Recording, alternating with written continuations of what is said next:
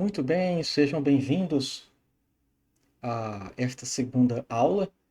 Eu sou o Fábio. Recomendo que tenham assistido a primeira. Vou fazer apenas um apanhado geral, um resumo dela aqui. Na primeira aula, nós vimos que a lógica é a ciência da razão, a ciência que tem como objeto epistemológico o próprio ato da razão. Vimos que a razão tem como ato próprio dela o raciocínio. Então, eu trouxe aqui novamente o nosso auxílio. Sendo o raciocínio o ato próprio da razão, temos que ele é um ato indiviso, é um ato complexo e possui juízos ordenados entre si. Como exemplo clássico, todo homem é mortal. Sócrates é um homem. Logo, Sócrates é mortal. Todos os três são juízos, sendo que o último é um derivativo. Ele deriva por raciocínio dos dois primeiros. Mas todos são juízos. Muito bem, e o que seria um juízo? O juízo também é um ato indiviso, é um ato simples, diferente do raciocínio. Por quê? Porque o objeto é uma proposição. Como, por exemplo, todo homem é mortal. Porém, vejam, senhores, que nessa proposição nós temos algumas palavras. Homem, mortal. O que seriam? O que é homem? O que é mortal? Mortalidade. Então, indica que algo está anterior ao juízo, assim como o juízo está anterior ao raciocínio. Este algo é anterior a todos esses movimentos, juízo e raciocínio. Esse ato é a simples apreensão, que também é um ato indiviso, é um ato simples e o objeto é uma natureza. Como, por exemplo, homem. Homem no sentido de espécie.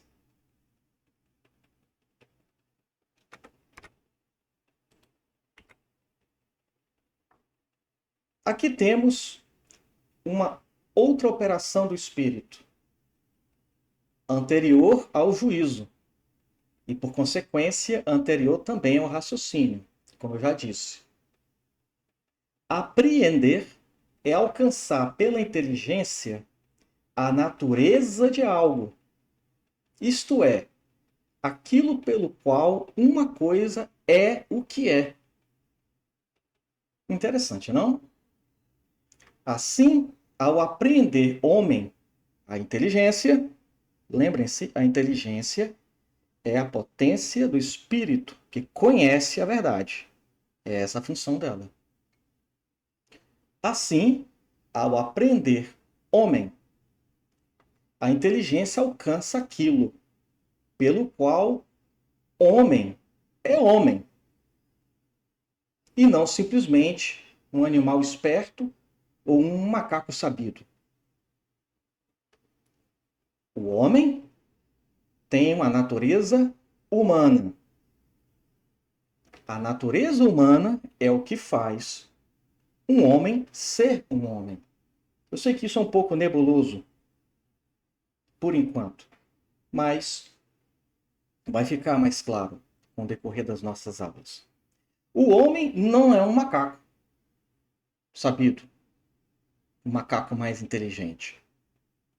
E o macaco mais inteligente não é um homem.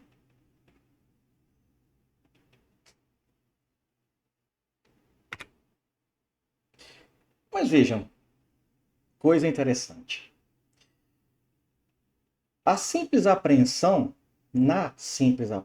perdão, a inteligência alcança uma natureza.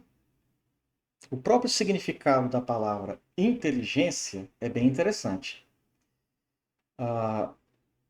É uma união de duas palavras do grego antigo. Inter, dentro, e logos, né? Seria algo como entender a verdade por dentro, entender o que está dentro, e não entender simplesmente uma superfície. É entender o que está dentro. É mais ou menos isso que significa a palavra inteligência, né? Indo a constituição histórica dessa palavra. A nossa língua, né, ela é uma espécie de junção de latim com grego antigo e mais outras línguas. Então, nós recolhemos muita coisa do grego antigo. Então, a inteligência seria entender o que está dentro, né? É a operação, a potência do espírito que entra no ser e entende ele por dentro, que ultrapassa a superfície. Pois bem, na simples apreensão, a inteligência alcança uma natureza. Mas alcançá-la não significa esgotá-la. Isso é muito importante. Vejam, não é possível esgotar o conhecimento de nada que existe. Porque o homem é um animal, o homem é uma criatura, é inteligente de fato, mas é limitado. O homem não é Deus. Então, o homem não é capaz de atos perfeitos, no sentido de totalmente conclusivos, sem falha nenhuma. Não, isso não é possível. Não podemos conhecer nada plenamente. Isso é reservado ao Criador, a Deus. Deus conhece tudo perfeitamente, mas o homem não. Porém, vamos continuar. O intelecto humano apreende o real sob certo aspecto inteligível, de modo limitado e progressivo. Pois um conhecimento exaustivo das coisas não é possível à condição limitada das criaturas que somos, como já disse. Aqui vem outra observação importante. Contudo, o reconhecimento dessa limitação, de que somos limitados, né, não deve nos conduzir a um agnosticismo. Ah, então o conhecimento nunca é possível. Não, não é isso do que se trata. Como se nada pudéssemos conhecer com verdade. Não, não é isso. Também não deve nos conduzir a uma mentalidade de ruptura permanente, segundo a qual o conhecimento anterior deve ser sempre eliminado e substituído. Isso é uma tentação muito grande, sobretudo na nossa idade contemporânea, né, de rotular tudo como antigo, tudo como passado, algo obsoleto, substituível, lixo da história. Não, não é isso. Vamos dar um exemplo.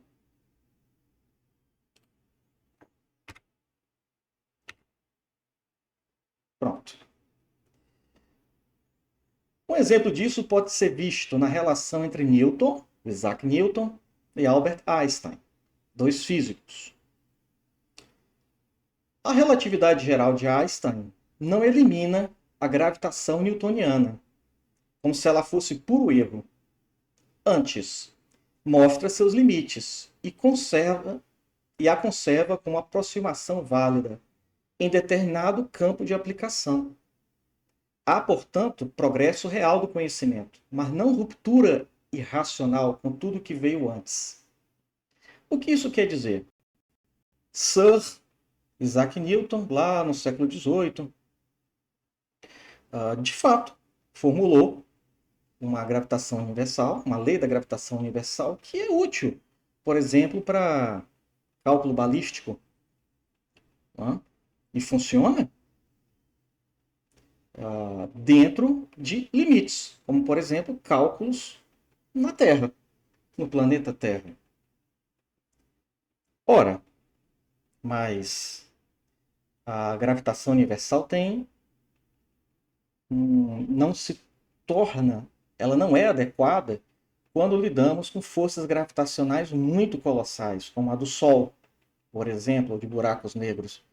Para isso, se aplica melhor a relatividade geral de Einstein.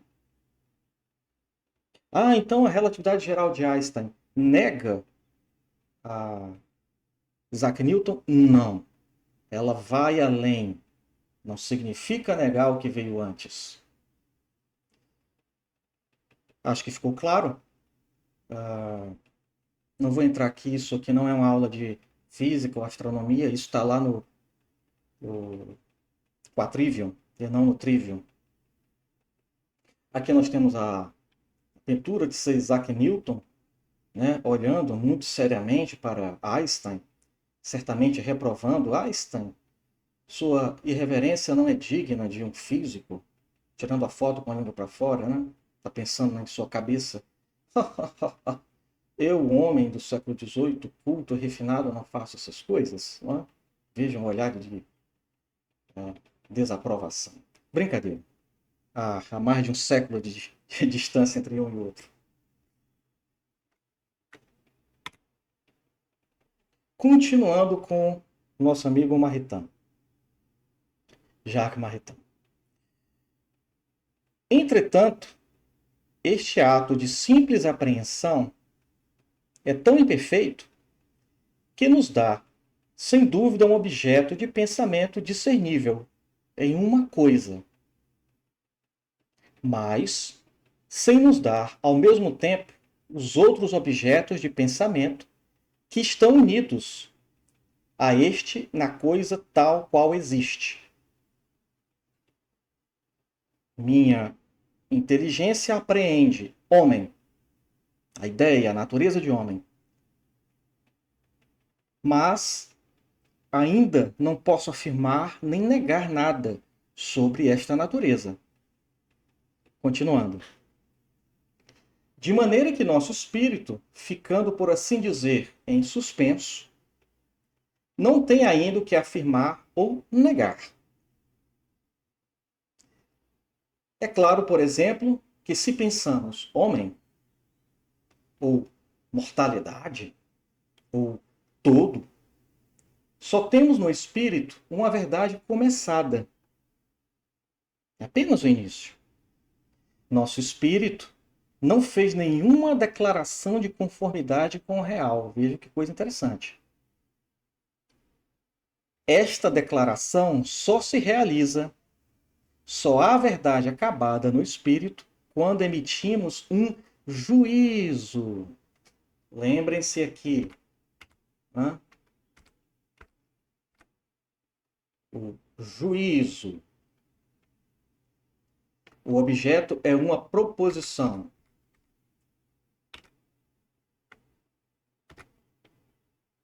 Então, eis o juízo, o nosso trágico destino como criaturas.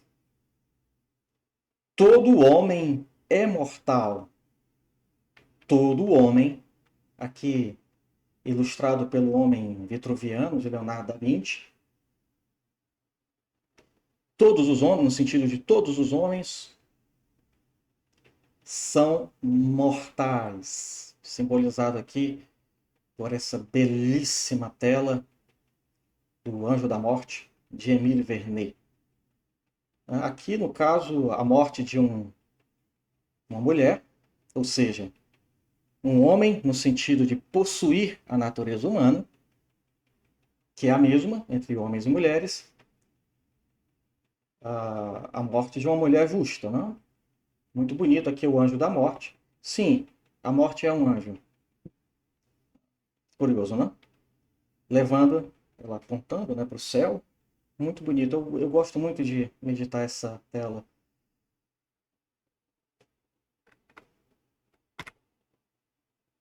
Por fim,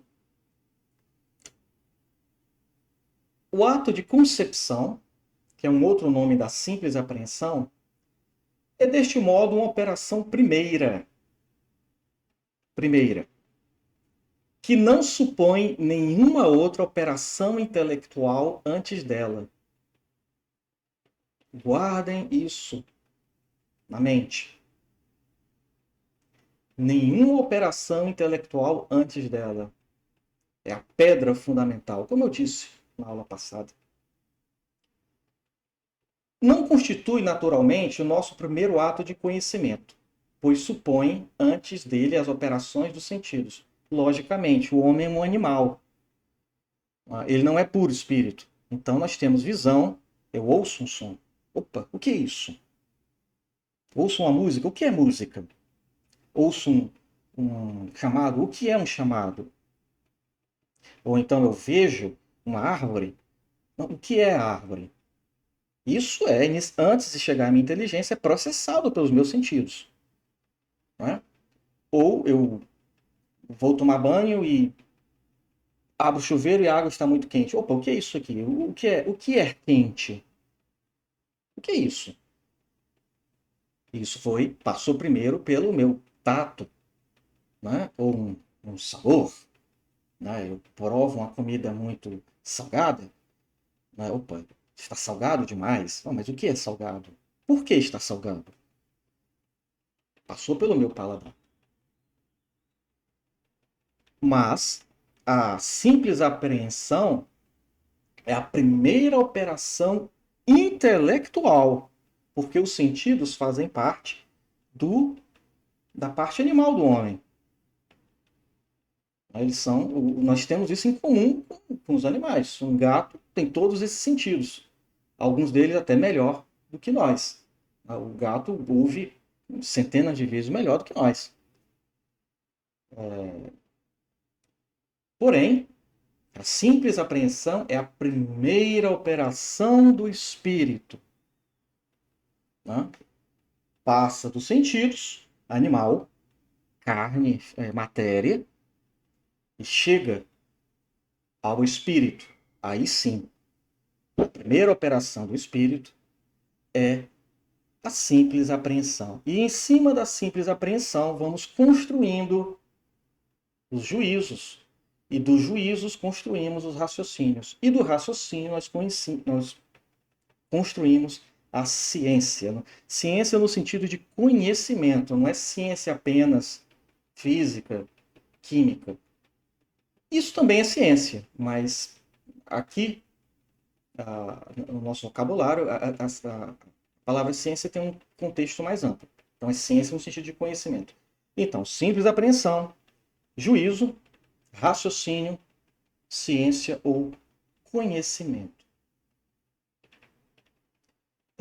Vamos parar por aqui. Na próxima aula, vamos fazer um apanhado geral de tudo que vimos. Vamos falar um pouquinho também da grande divisão entre as partes, né, as duas grandes partes da lógica, a lógica menor, a lógica maior. Vou fazer um quadro melhor do que esses que apresentei aqui para ficar tudo muito bem amarrado. Aí sim, na próxima aula,